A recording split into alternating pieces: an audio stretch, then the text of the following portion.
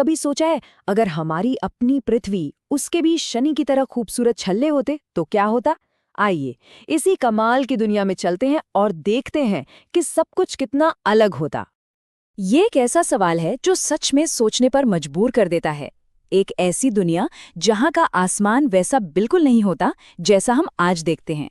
तो चलिए पता लगाते हैं कि इन छल्लों का हमारे दिन रात, हमारे मौसम और हाँ, हमारी टेक्नोलॉजी पर कैसा और कितना असर पड़ता।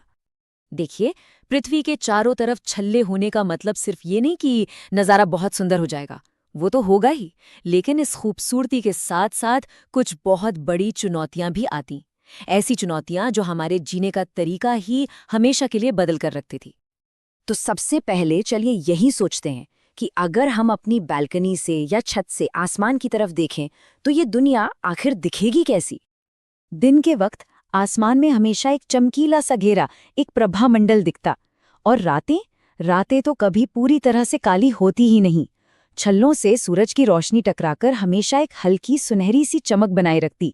इसका मतलब ये भी हुआ कि छल्लों के आसपास के तारे तो इस चमक में छिप जाते और हमारा चांद, वो भी इन छल्लों के पीछे से गुजरता हुआ दिखता। क्या नज़ारा होता। और मज़े की बात यह है कि हर किसी को एक जैसा नज़ारा भी नहीं मिलता। सोचिए, अगर कोई भूमध्य रेखा यानी इक्वेटर पर रहता तो उसे आसमान में एक छोर से दूसरे छोर तक रोशनी की एक पतली चमकदार लाइन दिखती, एक मेहराब की तरह। और वहीं दूसरी तरफ जो लोग ध्रुवों के पास रहते, उन्हें ये छल्ले दूर क्षितिज पर बस एक हल्की झिलमिलाती हुई रोशनी के एक टीले जैसे दिखते। तो ये तो हुई खूबसूरती की बात। अब आते हैं पहली बड़ी चुनौती पर। ये छल्ले सिर्फ आसमान में रोशनी नहीं फैलाते, ये जमीन पर बहुत बड़ी बड़ी परछाइयां भी डालते, और इसका सीधा असर पड़ता हमारे क्लाइमेट पर। ये कैसे होता है, जरा इस चेन रिएक्शन को समझिए। सबसे पहले छल्ले सूरज की रोशनी को रोकते हैं, जिससे जमीन पर बनती हैं विशाल परछाइयां। इसका सीधा नतीजा ये होता कि भूमध्य रेखा के इलाकों को धूप कम मिलती, और जब ऐसा होता तो पूरी दुनिया का तापमान ही बदल जाता। और आखिर में हमारे मौसम के पैटर्न, मतलब हवाएं और बारिश, वो सब कुछ पूरी तरह से बदल जाते। अब सवाल ये है कि ये बदलाव कितना बड़ा होता। तो सुनिए, भूमध्य रेखा, जो आज हमारी धरती का सबसे गर्म इलाका है, वो इन छल्लों की परछाई के कारण काफी ठंडी हो जाती। और ठीक इसके उलट ध्रुव, पोल्स, वो काफी गर्म हो जाते क्योंकि उन पर ज्यादा रोशनी पड़ती। मतलब एक तरह से तापमान पूरा उल्टा हो जाता। और इस बदलाव का असर सिर्फ टेम्परेचर तक ही नहीं रहता। सोचिए, मॉनसून जैसे जरूरी वेदर सिस्टम्स जिन पर अरबों लोग अपनी खेती और पीने के पानी के लिए निर्भर हैं, वो या तो बहुत कमजोर पड़ जाते या शायद अपना रास्ता ही बदल लेते।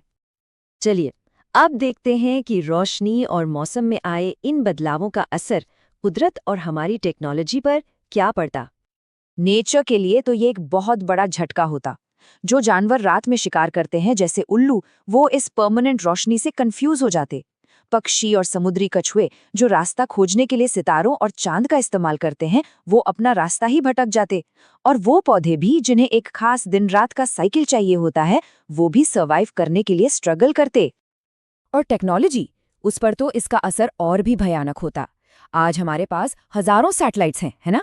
लेकिन अगर धरती के छल्ले होते तो वो सारे के सारे छल्लों में मौजूद धूल और बर्फ के टुकड़ों से टकरा के खत्म हो जाते। हमारा इंटरनेशनल स्पेस स्टेशन, उसे बनाए रखना नामुमकिन होता। और जीपीएस, वो तो होता ही नहीं। जी हाँ, बिल्कुल जीरो। एक भी सैटेलाइट उन छल्लों के बीच लंबे समय तक टिक ही नहीं पाता। हमारा पूरा कम्युनिकेशन और नेविगेशन सिस्टम जो आज स्पेस पर टिका है, वो पूरी तरह से ठप हो जाता। लेकिन इतनी सारी चुनौतियों के बाद भी इंसान हार मानने वालों में से नहीं है।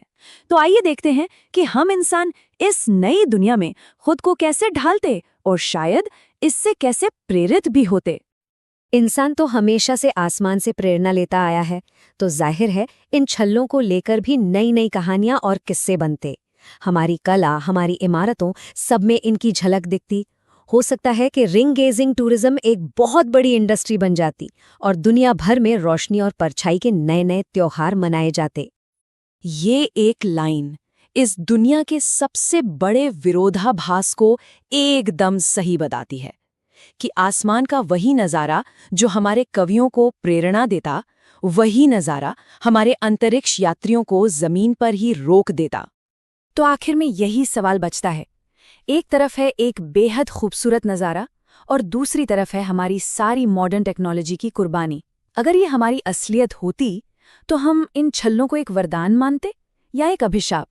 इसका जवाब शायद इतना आसान नहीं है।